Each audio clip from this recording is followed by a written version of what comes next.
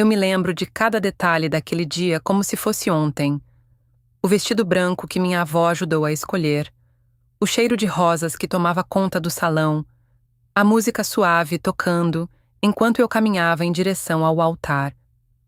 Era o dia mais bonito da minha vida, ou pelo menos deveria ser. Mas no meio de tudo aquilo, entre sorrisos e abraços, havia um rosto que não conseguia esconder a dor. O rosto da minha mãe. Ela chorava. E não era aquele choro bonito de mãe feliz, sabe? Era um choro diferente, fundo, quase silencioso, como quem tenta engolir algo que não consegue mais segurar. Na época, eu pensei que era emoção, pensei que era orgulho, pensei que toda mãe chora no casamento da filha e que eu estava exagerando nos meus pensamentos. Mas alguma coisa dentro de mim sabia. Alguma coisa pequena, quieta, me dizia que aquelas lágrimas não eram de alegria. Meu nome é Renata, tenho 42 anos, e durante a maior parte da minha vida, acreditei que conhecia minha mãe melhor do que qualquer pessoa no mundo. Cresci colada nela. Meu pai saiu de casa quando eu tinha apenas 4 anos, e desde então, fomos apenas nós duas contra o mundo. Ela lavava roupas para fora, fazia bolo para vender, pegava costura nos fins de semana. Nunca reclamou. Nunca chorou na minha frente, pelo menos não que eu me lembrasse. Era forte, minha mãe. Daquelas mulheres que parecem feitas de pedra por fora, mas que você sabe, no fundo, que guardam um oceano dentro do peito. Eu admirava isso nela. Admirava e, ao mesmo tempo, às vezes me sentia do lado de fora de algo que eu não conseguia nomear. Como se existisse uma parte dela que eu nunca havia conseguido tocar.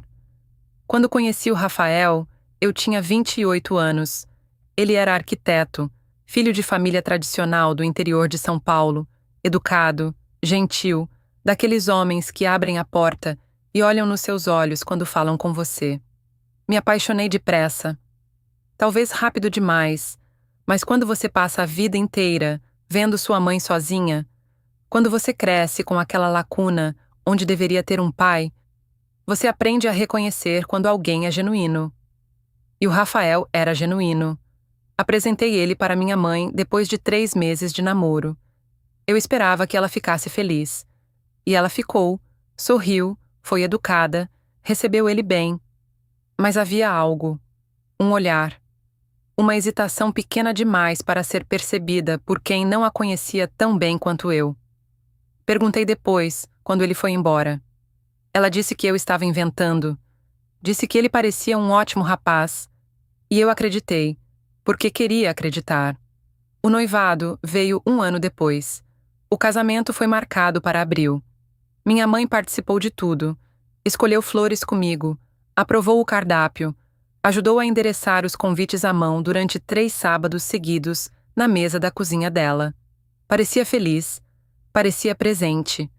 Mas na véspera do casamento, quando estávamos as duas sozinhas, no quarto que tinha sido meu durante a infância, ela me segurou pelo rosto, com aquelas mãos calejadas, e me olhou por um tempo longo demais. Eu perguntei o que havia. Ela disse que não era nada, que eu estava linda, que ela me amava mais do que a própria vida. Mas os olhos dela diziam outra coisa. Os olhos dela pediam perdão por algo que eu ainda não sabia que precisava ser perdoado. No dia seguinte, durante a cerimônia, quando o padre começou a falar sobre a família, sobre as raízes que formam quem somos, eu vi minha mãe estremecer. Vi ela pressionar o lenço contra a boca. Vi o irmão dela, meu tio Sérgio, colocar a mão no ombro dela, como quem está tentando impedir que alguém caia. E aquilo ficou guardado dentro de mim. Não como uma ferida aberta, mas como uma pedra pequena no sapato que você aprende a ignorar com o tempo. A vida continuou.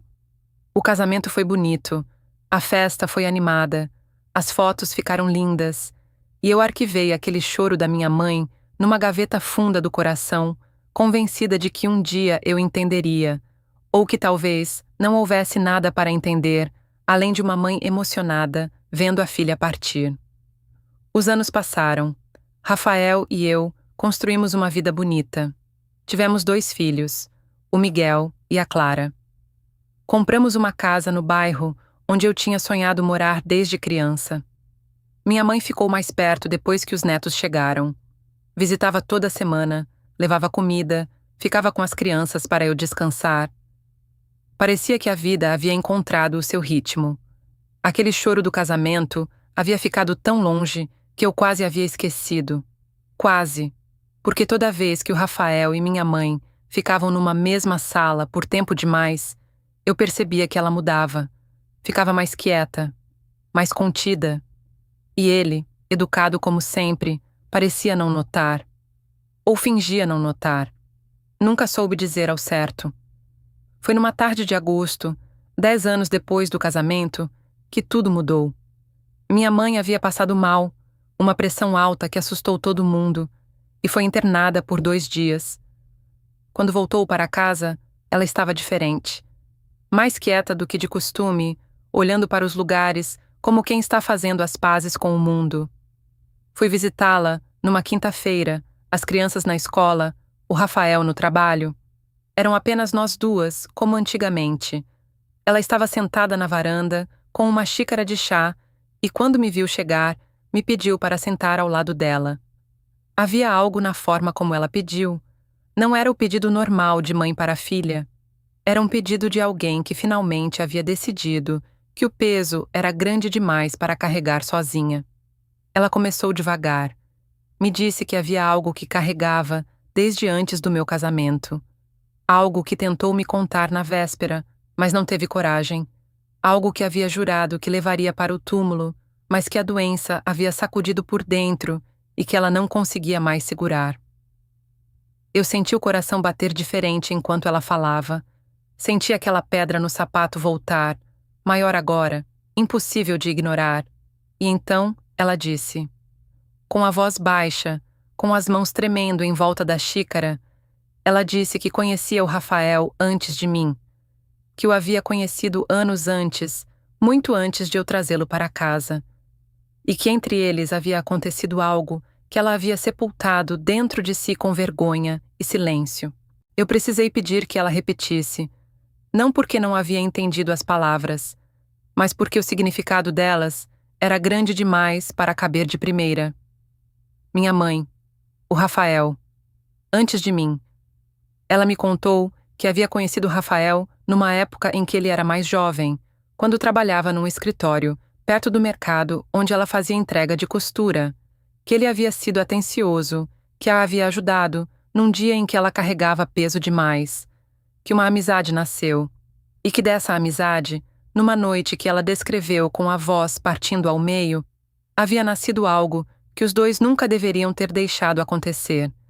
Ela disse que havia durado pouco, que ele havia sumido logo depois, sem explicação, sem despedida, que ela havia guardado aquilo como uma ferida de que se envergonhava profundamente, e que quando eu o trouxe para casa, sorrindo e com os olhos brilhando, do jeito que ela nunca havia me visto brilhar, ela havia sentido o chão desaparecer debaixo dos seus pés.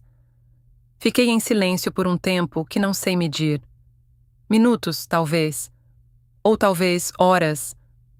O mundo ficou estranho em volta de mim, como quando você acorda de um sonho e demora alguns segundos para entender onde está. Minha mãe estava chorando.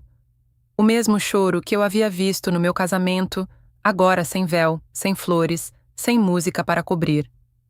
Só ela e aquela dor antiga que havia carregado por 10 anos, enquanto me via construir uma vida com um homem que havia feito parte da história dela, de um jeito que nenhuma mãe quereria contar para a filha. Perguntei se ela havia tentado falar com o Rafael. Ela disse que não, que havia ficado com aquilo sozinha porque tinha medo de destruir minha felicidade. Medo de que eu não acreditasse nela.